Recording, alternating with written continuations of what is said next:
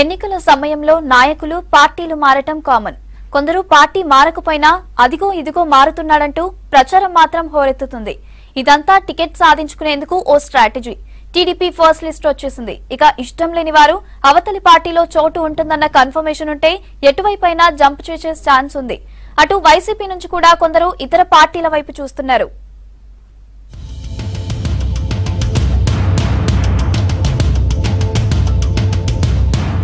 ఏపీలో political heat పెరిగింది.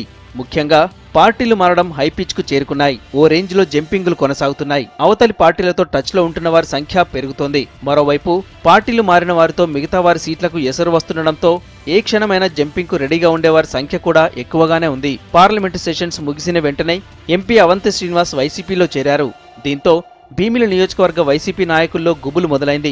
YCP Bheemili seat కోసం ప్రయత్నిస్తున్నా అక్కడి ఇన్ఛార్జి విజయ నిర్మల వర్గం ఇరకాటంలో పడింది.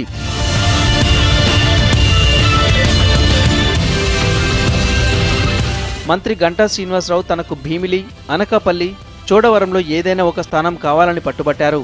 అయితే చంద్రబాబు మాత్రం గంటాకు విశాఖ నార్త్ టికెట్ ఇచ్చారు. దీంతో గంటా సంతృప్తి చెందారా లేదా అన్నది తేలాల్సింది. ఇక ఎలమంచిలి సీటుని వైసీపీ నియోజకవర్గ ఇన్ఛార్జ్ నాగేశ్వరరావుకి కాకుండా మాజీ ఎమ్మెల్యే కన్నబాబుకి ఇస్తారన్న ప్రచారం జోరందుకుంది.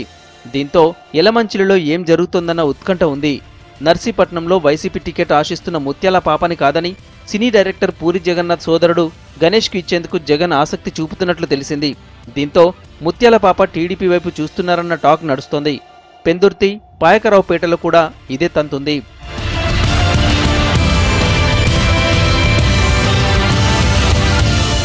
Visakha north BJP MLA Vishnukumar Raju కూడా అవకాశం కోసం ఎదురు చూస్తున్నట్లు తెలిసింది.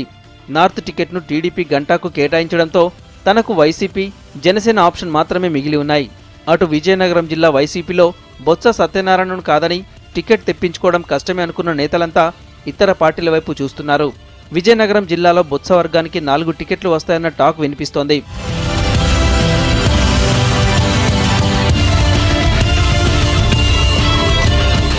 శ్రీకాకుళంలో కూడా జంపింగ్లు కొనసాగుతున్నాయి.